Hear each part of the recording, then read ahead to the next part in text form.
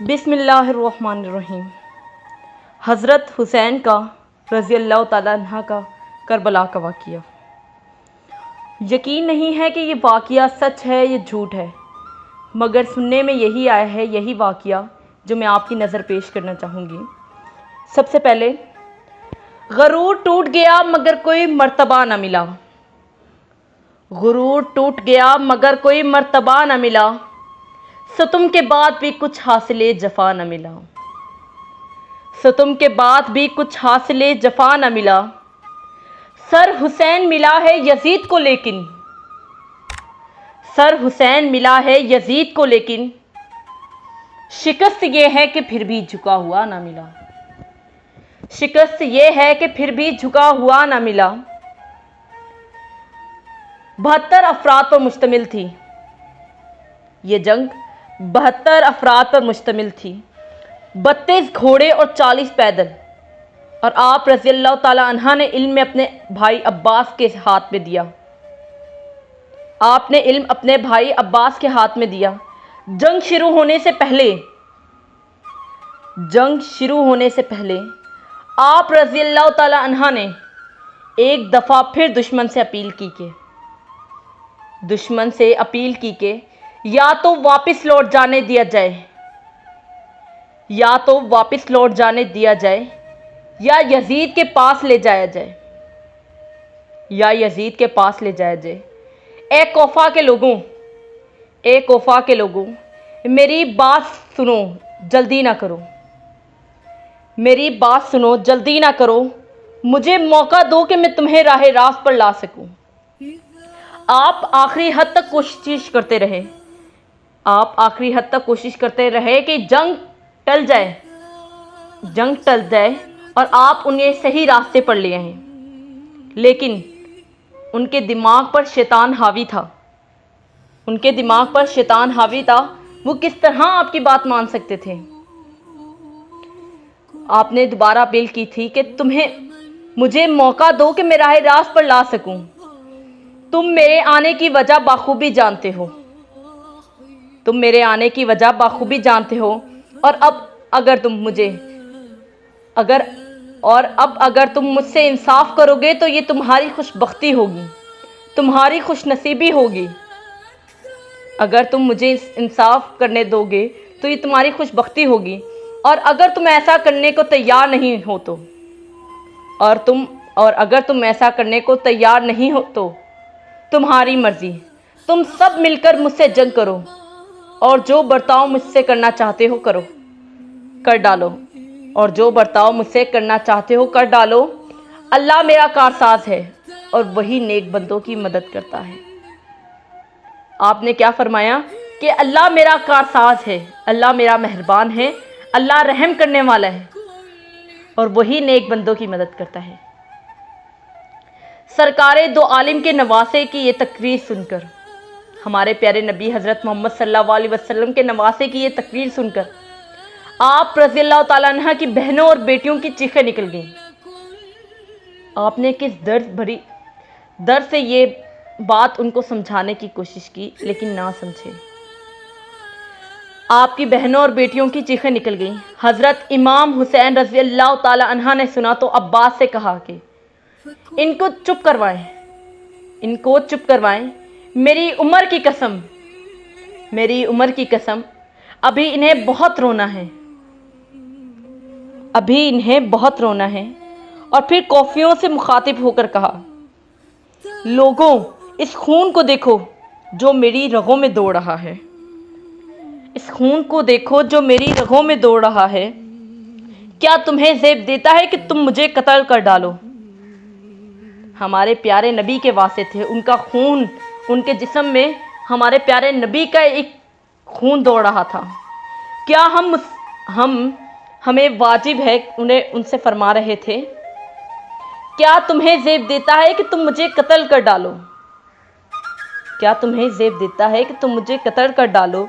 کیا میں تمہارے نبی کا نواسہ نہیں ہوں؟ کیا تمہیں رسول اللہ صلی اللہ علیہ وسلم کا وہ قول یاد نہیں جو انہوں نے میرے اور میرے بھائی کے متعلق فرمایا تھا کیا تمہیں رسول کا وہ قول یاد نہیں جو انہوں نے میرے اور میرے بھائی کے متعلق فرمایا تھا کہ یہ دونوں بھائی جوانان جنت کے سردار ہوں گے؟ یہ دونوں بھائی جوانان جنت کے سردار ہوں گے، اور میرا یہ بیان سچا ہے کیونکہ میں نے آج تک کبھی جھوٹ نہیں بولا۔ ہمارے اللہ کے رسول، ہمارے اللہ کے صحابی کبھی جھوٹ نہیں بولا کرتے، ہمیشہ سچائی سے کام لیتے۔ سچائی سے کام لینے والے اللہ تعالیٰ کو بہت پسند ہیں۔ میں نے کبھی جھوٹ نہیں بولا۔ کیا تمہارے لیے یہ واجب ہے کہ میرے خلاف تلوار بے نیام کرو؟ میرے خلاف تلوار بے نیام کر دو۔ کیا کوئی بات بھی تمہیں میرا خون بہانے سے باز نہیں رکھ سکتی؟ کیا کوئی بھی بات تمہیں میرا خون بہانے سے باز نہیں رکھ سکتی؟ لیکن یہ سب کچھ بیکار ثابت ہوا۔ سمر اور اس کے ساتھی لڑائی پر تلے ہوئے تھے۔ انہوں نے حضرت حسین رضی اللہ تعالیٰ عنہ کی پیشکش بھی رد کر دی۔ وہ انہیں یزید کے پاس لے چلے کیونکہ انہیں یقین تھا کہ یزید ان کی تعظیم و تکریم میں کوئی کسر نہ اٹھا رکھے گا۔ انہیں یقین تھا کہ یزید ان کی تعظیم و تکریم میں کوئی کسر نہ اٹھا رکھے گا، اور اس طرح رسول اللہ صلی اللہ علیہ وسلم کے نواسے کو زیر کرنے کا موقع انہیں پھر حاصل نہ ہوگا۔ ادھر سمر اپنے سواروں کو لے کر ان کے قریب آیا اور انہیں حملہ کرنے کا حکم دیا۔ حضرت حسین رضی اللہ تعالیٰ عنہ نے سختی سے مقابلہ کیا اور انہیں پسپا کر دیا، لیکن وہ پھر آئے اور ان کا خسارہ کر لیا۔ ایک شخص نے آپ صلی اللہ علیہ وسلم آپ رضی اللہ تعالیٰ عنہ کی سر پر وار کیا۔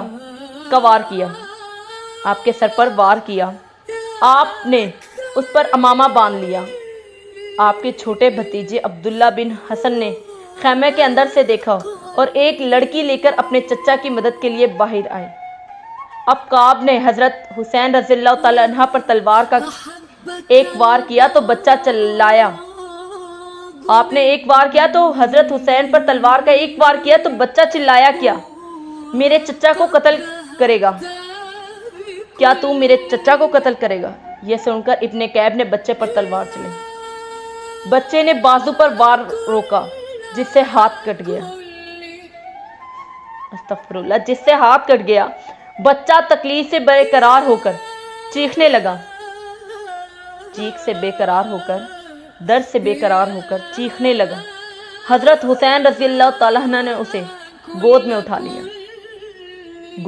لیا اور اللہ تعالیٰ سے ان لوگوں کے لیے تباہی کی دعا مانگی جنہوں نے مدینے سے بلا کر دھوکہ دیا۔ آپ کے تمام جسم شدید زخمی ہو چکا تھا، لیکن آپ کی شمشیر کا مطلب تلوار ہے، لیکن آپ کی شمشیر آبدار کی تاب نہ لا سکے، لیکن آپ کی شمشیر کو وہ کچھ نہ کر سکے۔ کیا تم مجھے قتل کرنے پر تلے ہوئے ہو؟ جب سمر نے یہ دیکھا تو اس نے اپنے تیر اندازوں کو تیر چلانے کا حکم دیا اور اپنے ساتھیوں کو اس تاخیر کی ملامت کی، چنانچہ چاروں طرف سے آپ پر حملہ ہوا۔ زنانہ بن شریک نے تیزی سے آپ کے بائیں بازو پر تلوار ماری۔ آپ لڑکھڑائے اور دشمن مرتے ہوئے تیر سے ڈر کر پیچھے ہٹ گئے، لیکن سنانے بن انس نے آگے بڑھ کر نیز مارا اور آپ زمین پر گر پڑے۔ خولی بنی یزید آگے بڑھا آپ کا سر تن سے جدا کر دے، لیکن ہمت نہ پڑی اس کی۔ وہ خوف سے کانپنے لگا۔ خدا تیرے اعضاء کو شل کر ڈالے، سنان چلایا اور خود گھوڑے سے اتر کر آپ کا سر مبارک کاٹ لیا۔ استغفر اللہ کہ گھوڑے سے اتر کر آپ کا سر مبارک کاٹ لیا۔ یہ دن تاریخ اسلام میں 10 محرم 6 ہجری میں پیش آیا۔ استغفر اللہ، یہ کہانی، یہ واقعہ سننے کا بہت کم لوگوں میں حوصلہ ہوتا ہے کہ وہ یہ واقعہ سنیں کہ آپ حضرت حسین کو کس طرح مارا گیا۔ مارا نہیں، ہم مسلمان اسے شہید کا لقب دیتے ہیں، اور شہید بہت افضل ہے۔ شہید ہونے والے کوئی بھی لوگ وہ مرتا نہیں ہے، وہ ہمیشہ ہر مسلمان کے دلوں میں زندہ رہتا ہے، اور ہمارے حضرت حسین رضی اللہ تعالیٰ عنہ ہمیشہ ہمیشہ ہمارے دلوں میں رہیں گے۔ وہ جو سر کاٹ کر لے کے گئے تھے، وہ کہاں لے کے گئے تھے؟ حضرت حسین رضی اللہ تعالیٰ عنہ کا سر تن سے جدا کرنے کے بعد وہ کہاں لے کے گئے تھے؟ شہر حلب میں ایک خانقاہ جو کہ مشہور نقطہ کے نام سے مشہور ہے، یہ وہ خانقاہ ہے جس کے راہب کی درخواست پر حضرت حسین رضی اللہ تعالیٰ عنہ کا کٹا ہوا سر ایک رات اس خانقاہ میں رکھا گیا۔ خانقاہ میں وہ جگہ جہاں حضرت حسین رضی اللہ تعالیٰ عنہ کا سر رکھا گیا تھا، اس مقام پر سنگ مرمر کا ایک کتبہ نصب ہے جو اس خانقاہ کی تاریخ اور واقعے انگریزی زبان میں لکھا ہوا ہے، جس کا ترجمہ مندرجہ ذیل ہے۔ جب یزید کی فوج اسیران اہل بیت کوفہ سے دمشق لا رہی تھی تو حلب میں قیام کیا۔ اس مقام پر اسلام سے پہلے ایک خانقاہ تھا۔ اس خانقاہ کے راہب نے سر حضرت حسین معلوم ہوا کہ پیغمبر صلی اللہ علیہ وسلم کا خاندان ہے، یعنی کہ حضرت حسین حضرت محمد صلی اللہ علیہ وسلم کے خاندان سے ہیں۔ ان کے زیادہ تر مرد شہید ہو چکے ہیں اور زندہ رہنے والوں کو قیدی بنا لیا گیا۔ اس راہب نے حضرت حسین کے پہرے دار سے درخواست کی کہ وہ ایک رات اس مقدس سر کو اس کے پاس رہنے دے، اور اس کے بدلے پہرے دار کو ایک کثیر رقم بھی ادا کی۔ اس راہب نے وہ سر مبارک ایک پتھر پر رکھ دیا اور ساری رات حضرت حسین رضی اللہ تعالیٰ عنہ پر کیے گئے ظلم کو سوچتا رہا کہ حضرت حسین رضی اللہ تعالیٰ عنہ کا سر مبارک اس پتھر پر رکھ دیا اور ساری رات حضرت حسین پر کیے گئے ظلم کو سوچتا رہا۔ رات میں سر مبارک کے خون کے چند قطرے اس پتھر پر معجزے سے گرے۔ صبح قافلہ سر مبارک لے کر آگے بڑھ گئے۔ بالآخر وہ پادری مسلمان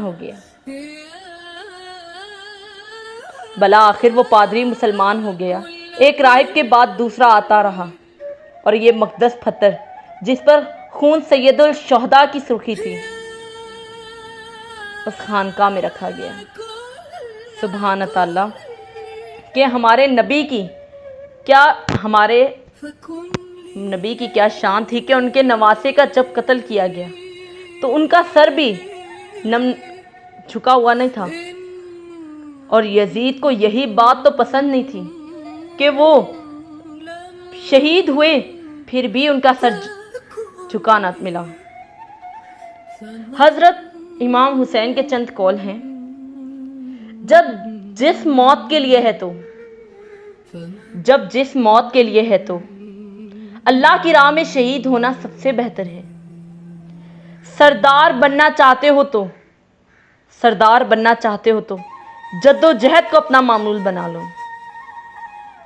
اس چیز کے در پہ نہ ہو جسے تم نہیں پا سکتے یا نہیں سمجھ سکتے۔ اس چیز کی کبھی خواہش نہ کرو جسے تم پا نہیں سکتے، جسے تم سمجھ نہیں سکتے۔ اپنے کام کے صلے کی واجب سے زیادہ امید نہ رکھو۔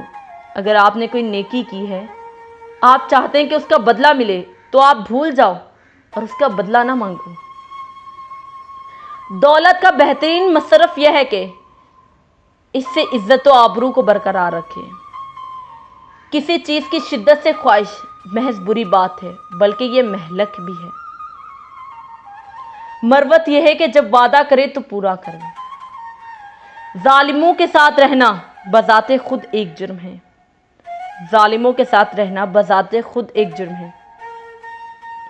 ذلیل وہی ہے جو بخیل ہے۔ تقوی اور نیکی آخرت کے لیے بہترین زاد راہ